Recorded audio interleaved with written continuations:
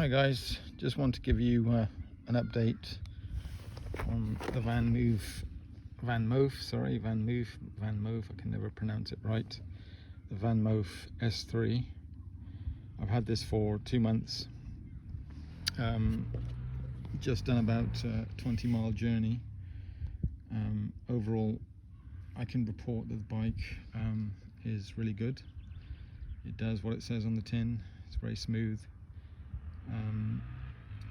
I've gone for the option of manual shifting, so the bike does come with automatic shifting, but once you've tried the manual, you're in control and you won't want to go back. In terms of the overall ride quality, I would say it's very smooth. The bike overall is very well built. It's got a quality feel to it. It's been a pleasure to ride.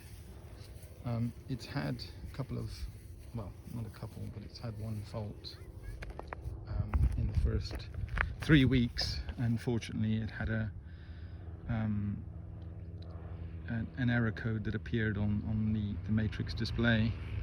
It was an error code 17, so I had to take it to the Vanmoof Centre, which, if you're living in Swindon in the UK, you have to travel up to London. So it's a bit of a trek just to get the bike repaired, but they did the job, replaced the battery, and since then it's been working fine. Fingers crossed. I hope it was just a batch of batteries where they developed a fault and the new batteries are fine. So otherwise the bike's been really good. In terms of power delivery, I would say the Vanmoof is a little bit underpowered. It does most of the job well, so it flattens sort of gentle hills. It's got 4 levels of assistance with a boost button, so if you want to get that extra jolt, you just press the button and it gives you effectively assistance level 5, and it does the job well. But make no mistake, it's not going to get you up really large, long hills. It's not going to race up them. It's going to run out of steam, and it's just a little bit underpowered, I would say. But that's not really the objective of the bike. The bike is designed for commuters and leisurely rides, and it's not designed to power up really steep hills or long hills.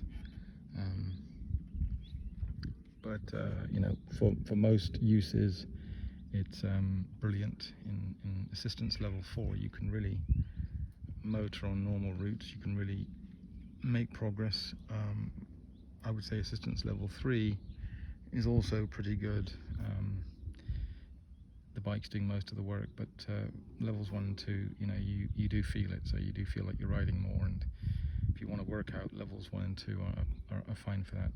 So I will post another video, but for now, thanks for listening in, and hope to speak to you all soon. Bye.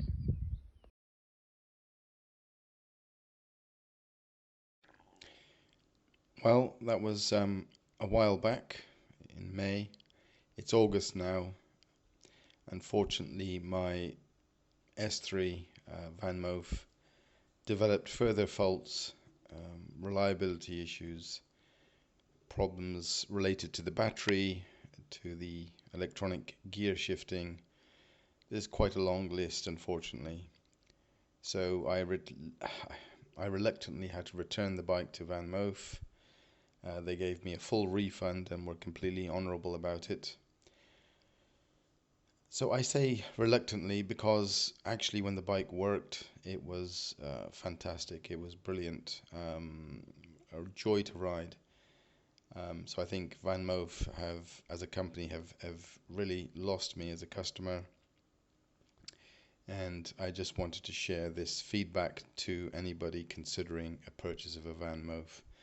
I would also ask people to reflect that if you are buying this outside of the Netherlands, where the Vanmoof S3 is produced, support is not easy. You've got 2 centres, one in London, one in Bristol, and I learned that the Bristol one is not even up and running yet. So, they've got to sort out their support model, they've got to sort out their reliability, they've got to focus on the essentials, getting the basics right. I think it's just too early doors in terms of this bike.